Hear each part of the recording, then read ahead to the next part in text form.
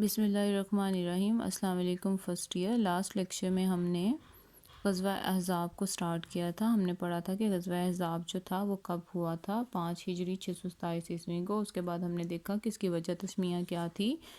اور اس جنگ کے ہونے کے اسباب کیا تھے۔ آج کے لیکچر میں ہم نے غزوہ احزاب کے واقعات کو دیکھنا ہے کہ غزوہ احزاب کے واقعات میں کیا کیا چیزیں جو تھیں وہ ہوئی تھیں۔ اور اس جنگ کا جو آغاز تھا وہ اس طرح سے ہوا تھا کہ سرداران یہود جب مکہ آئے تھے اور قریش کے ساتھ انہوں نے ساز باز کر کے جب حملہ کرنے کا منصوبہ بنایا تھا، تو اس کے بعد ان لوگوں کی تعداد تقریباً جو تھی وہ 10,000 تک پہنچ گئی تھی۔ اور لیکن انہوں نے اپنی تمام جو تیاریاں تھیں اس کو مکمل طور پر خفیہ رکھا تھا، اور لیکن حضور صلی اللہ علیہ وآلہ وسلم کو اس لشکر کی اطلاع جو ہے وہ صرف چند روز پہلے بھی ہی ملی تھی، اور چنانچہ آپ صلی اللہ علیہ وآلہ وسلم نے مجلس مشاورت بلوائی، اور اس وقت یہ ڈیسائیڈ ہوا کہ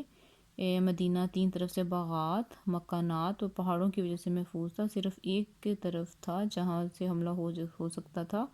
چنانچہ اس طرف سے حضرت سلمان فارسی کی تجویز پر خندق کھودنے کا کہا گیا، اور جو ہے چنانچہ صحابہ کرام 5 جو ہے وہ فٹ چوڑی گہری خندق کھودنے میں مصروف ہو گئے، اور خندق کی تیاری کے لیے صحابہ کرام کو 10 کے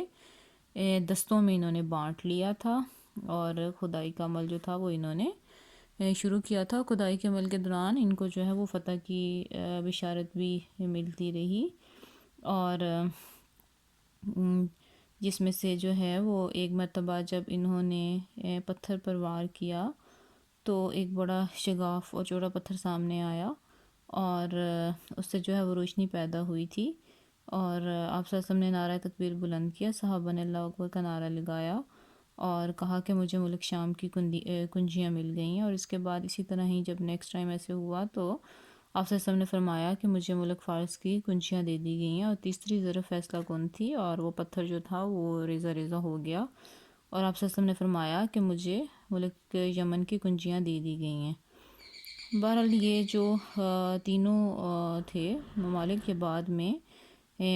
جو تھے وہ امت قبضہ میں آئیں گے، اور اس کے بعد جو تھی وہ یہ پیشگوئی آپ کی اسی طرح ہی جو ہے وہ بعد میں پوری ہوئی تھی۔ اور اس کے بعد جو تھی وہ خندق تیار ہو گئی، اور کفار کا لشکر بھی مدینہ جو تھا وہ پہنچ گیا، اور اس خندق کو دیکھ کر وہ بہت زیادہ حیران ہو گیا، کیونکہ یہ سب سے پہلی جنگی چال تھی جو مسلمانوں نے استعمال کی تھی، اور اس سے پہلے کبھی بھی اس طرح کی جنگی چال کو استعمال نہیں کیا گیا تھا۔ اور اس کے بعد کیا ہوا کہ بنو قریظہ جو تھے انہوں نے غداری کی، جو کہ ایک یہودی قبیلہ تھا جنہوں نے اب تک مسلمانوں کے ساتھ یہ معاہدہ کر رکھا تھا کہ اب انہوں نے عہد شکنی کر کے جو تھا یہ لشکر کفار کا ساتھ جو تھا دے رہا تھا، اور ان کے ساتھ جو تھا وہ یہ مل گئے تھے ان کے ساتھ۔ اس کے بعد باقاعدہ طور پر جنگ کا جو تھا آغاز ہوا، اور بھرپور جو تھے وہ حملے دونوں طرف سے ہوئے، اور جو ہے اکرمہ بن ابو جہل نے اپنے سوار دستے میں چیدہ چیدہ افراد کو لے کر خندق کو پار کرنے کا فیصلہ کیا، اور